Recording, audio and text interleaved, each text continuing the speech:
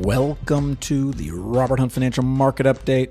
It's your host, Robert Hunt, where I look at the week's financial news that can be a bit confusing, misleading, and take us, of course, help to make it actionable, understandable, and clear.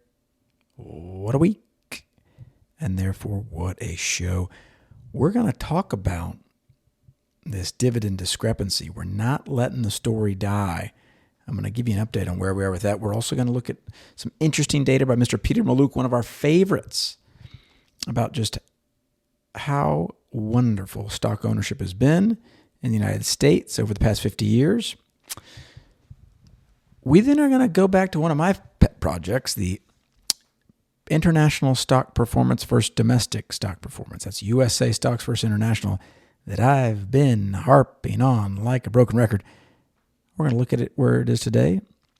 And then we're going to close with a wonderful article by a wealth of common sense, Mr. Ben Carlson. It's got some of the best psychological explanations for our deficiencies as investors. Aren't you excited to see where you're wrong? You're not going to want to miss it, but you got to stay to the end of the show. Stay to the end of the show. But let's start at the top. As you'll recall, by way of review, we, the Robert Hunt Financial Market Update, noticed there was a significant discrepancy in the dividend amounts, and more particularly the growth rate of dividends between VOO, the Vanguard S&P 500 ETF, and VTI, the Vanguard Total US ETF. Now, the discrepancy was about VOO, the S&P 500, on a year-over-year basis from Q1 to Q1 of 2024 to Q1 to 2025, was up around 17%. Whoa, right? It was about 17.5%.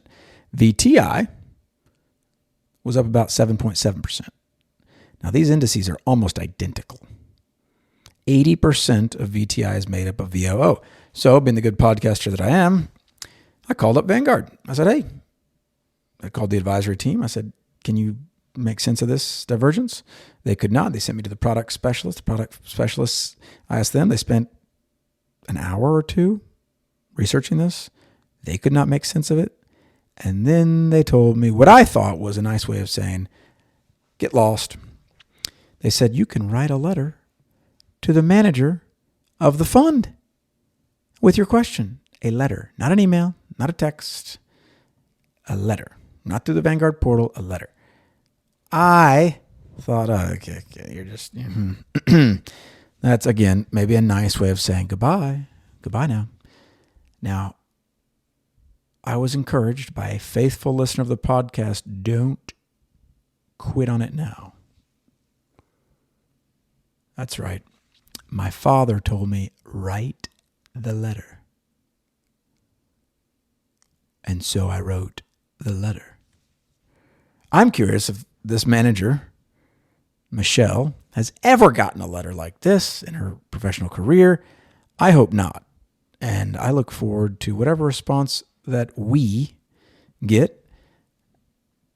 And I'll let you know how it goes. But almost through the towel in, thanks to a faithful listener, the story continues. And we're going to figure out why in the world a fund with close to $500 billion would have a discrepancy of that magnitude. It does matter. It certainly does matter. So you have to keep listening to every episode, guys, just to find out what happens there. Let's talk about international stocks versus U.S. As you know, if you're a regular listener, I've been a John the Baptist type character. Just to anybody who will listen, saying, instead of you brood of vipers who warned you to flee from the wrath to come, which is what John the Baptist said, I said, you wonderful investors who warned you that diversification was important. Okay? Now, year to date, international stocks are up 5%. Can you imagine that? January to present, tariffs and what have you, you're up 5%. U.S. stocks, year to date, you're down 10%. That divergence is 15%. Now, will it hold? I don't know. But let us remember, this was a 17-year slog where international stocks underperformed. Now, if this actually happens and we have a run here where international stocks outperform for, I don't know, 5, 10, 15 years. They've had those periods before. Will you, the investor, be confident in your American holdings? I think no dramatic moves should be made. In fact, asset allocation moves should be rarely considered. But it's a great reminder to us that we must be careful to not over-anchor to a particular region or geography or asset class. I think, and Mr. Bogle and Mr. Buffett would agree, if you are going to anchor to one asset class, the American equities market is a wonderful one to anchor to. And I'm going to explain that. Mr. Maluk's got some data for us, but just be aware of that, investor. Global diversification has mattered this year. It has not mattered the last 17 years for the American investor. That's how hard investing is. Oh, that's hard, but it's happening. It appears as though it's happening. Time will tell. As you know, I'm not going to let the story die. We're going to keep talking about it. I want to talk about some data on the X platform. Mr. Peter Maluk, I thought this was encouraging. We're hearing a lot about inflation. We're hearing about stagflation, that scary combination of stagnant economic growth and inflation in prices. Mr. Maluk says this. He says, in my opinion, this is the most compelling chart for being a stock market investor. And he's probably right. Over the last 50 years, check this out. U.S. inflation is up 6 times. 6x. That's a lot of inflation over 50 years. 6x. S&P 500 dividends, guess what they're up? 21x. 21 times. Over the last 50 years. That's January of 1975 to December of 2024. What about the S&P 500 total return? How much is it up? 323 times. 323 times. Now, I think a thoughtful listener would say, now, Mr. Maluk, are you cherry picking the data here? The 70s were admittedly a horrendous time period to be an owner of equities, but to his credit, he's picking a pretty round number, 50 years. What happened over the last 50 years? What I think is a more interesting question is, what percentage of investors actually benefited? What percentage of investors? Now, in 1976, the S&P 500 index fund was initially rolled out. Now, there's, of course, been some, it was the Wells Fargo group, but it was really Bogle that popularized it, and Vanguard.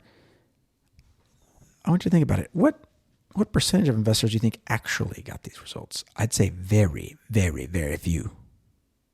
I think on a go-forward basis, many more, thanks to the wonderful work of Mr. Bogle and others, will benefit. But you can kind of look back in history and say, oh, goodness, why didn't people just put their money in the S&P 500 index? Oh, there wasn't one to really invest in. You would have had to go in there manually and buy your securities over the phone. It was not as easy to invest back then. So I affirm Mr. Maluk. I think this data is helpful because you're hearing a lot about, inflation's going to smoke you. You don't have a shot with inflation. Inflation. Over the long pull, equities have shown they're a wonderful place to be. Over the long pull, 5 years, 10 years, I don't know. But over the long pull, they're a wonderful place to be when compared to the inflation rate. So be willing to have a 50-year view. And believe it or else, many people will say, investing's so easy. Oh, you put your money in an index and do nothing. How easy is that? I would tell you it is the exception that people actually benefit over a 50-year career. I think more and more people will with the advent of the 401k, which was nothing back then, and the advent of index funds, which was nothing back then. More people will, but that last 50 years, which was wonderful, of course, I think very few people actually benefited from in the manner in which Mr. Maluk's describing. So take heed. And I found this article fascinating, titled Misbehaving in a Volatile Market. This is by Mr. Ben Carlson. I think we've looked at some of his work before. He talks about volatility, and it's heightened. What is volatility? It's the up and down price action of markets. So he talks about various biases that can really pull a number on us. I want to read some of these that I see in my practice as a financial advisor and see if you can relate at all. Recency bias. You ever heard of recency bias? It's when you give more weight or importance to recent events. What happens? Mr. Carlson explains. When stocks go up, great, the correction's over, we're done. When stocks are down, this downturn will just never end. You ever feel like that? You're thinking in 2-3 day periods. Investors, I've seen this. The last week can inform how someone feels. When we're trying to do that 50-year timeline that I gave before. What about loss aversion? You heard about this? It's this idea that losses hurt twice as bad as gains. So a 10% correction,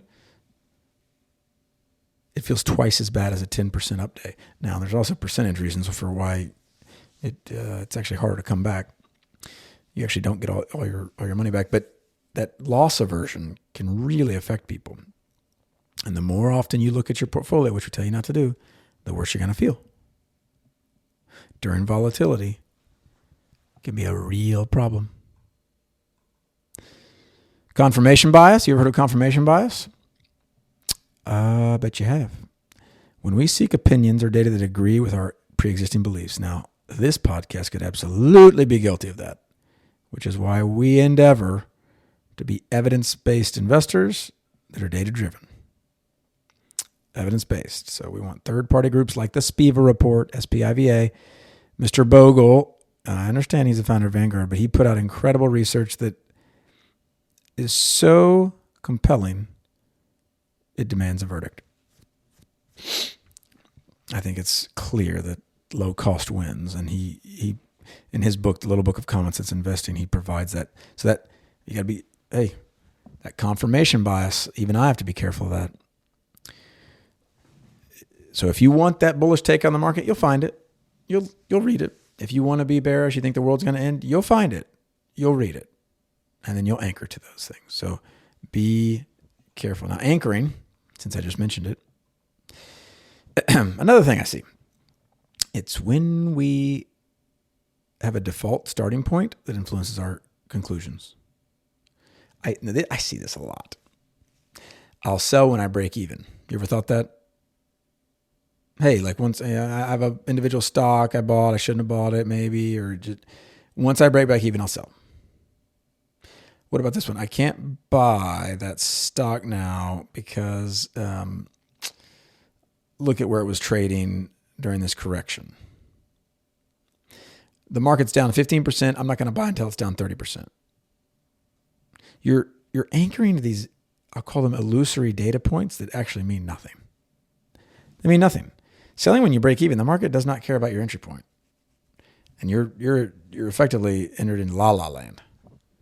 You've created your own little world of finance and investing. I think this is why it helps to hire a financial advisor.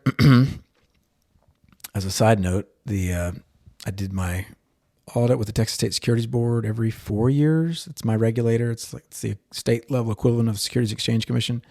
They're asking me if I did advertising. And I said, not really. I have this podcast. And I said, well, do you ever promote yourself on the podcast? Oh, well, yes, I do. So I had to tell them that I do advertise here. I certainly do. All right. And that audit was its own kind of journey. Wonderful, sweet auditors. If you're listening, I gave them my podcast, so I hope you are listening. This is an aside I wasn't planning on sharing, but I will. If you made me king for a day and in charge of the Texas State Securities Board, and they come in and I want you to know, citizens of Texas, they look under every stone, every journal entry in my ledger, every email they go through. Can you imagine that? They sit through and I just give them my laptop. They just go through all my emails. They look at all the communications I'm doing with you.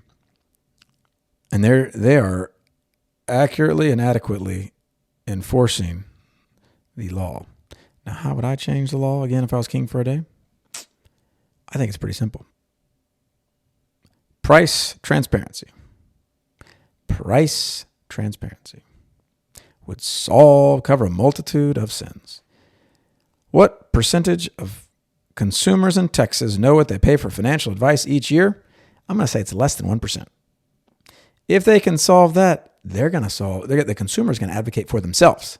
You're not going to need the big bag police officers, Texas State Security Board to come in as much and clean up whatever. Just transparency. I might talk about that in another episode because I could go on. But we're doing all these wonderful biases. thought this was interesting. Endowment bias occurs when you place a higher value on something you possess. This, I see this all the time. I see this with myself. Check this line out. The stocks I own are all undervalued. The stocks everyone else owns still have a long way to go to reach fair value.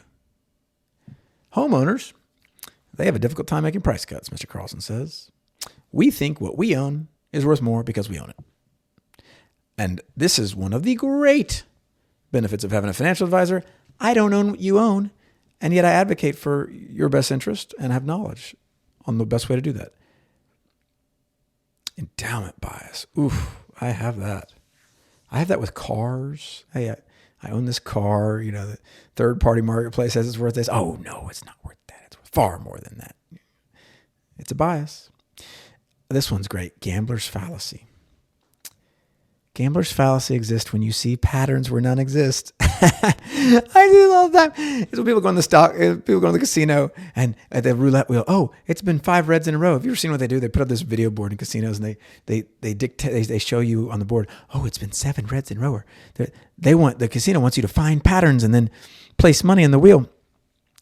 The stock market was down yesterday. It'll snack back today. Oh, it was up yesterday. It'll keep rising. It doesn't care. It's random.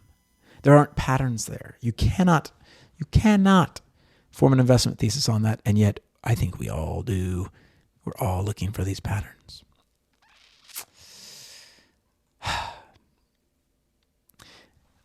I'll say this one. This is he puts illusion of control. And he lists an example that people are willing to pay 4 times more for a lottery ticket if they pick the numbers than a random selection, despite you having the same odds either way. Does that make sense? So people in a study, they will pay 4 times more for a ticket if they can pick the numbers than just someone randomly generate the numbers for you. Odds are the same. It's the illusion of control. I think this is why active management and some financial advisors can charge what they charge, sometimes 20 times as more, because those advisors and funds purport to control what they cannot. I think this is deeply ingrained in us as humans, that if we can control something, we will pay more. Be careful, investor. I also see it with some investors. They want such a specific financial plan. They want to know the year, and I see this a lot with the Roth versus traditional debate. You absolutely need to maximize and ensure you're doing the exact contribution amounts for your employer-sponsored 401k, and whether you're doing the Roth or the traditional, Roth being taxed on the front end, tax-free on the back end, traditional being tax deduction on the front end, taxable on the back end. It's when we think we can kind of predict future tax rates and what our spending needs will be to the cent that I see paralysis, and it's really not optimal. So sometimes it's that control. We want that control. So we've got to control what we can. You guessed it. Let's keep our costs low, investing simple, and our time horizon long, because that's what's going to give us the best shot on our investing journey. Happy Easter, everybody.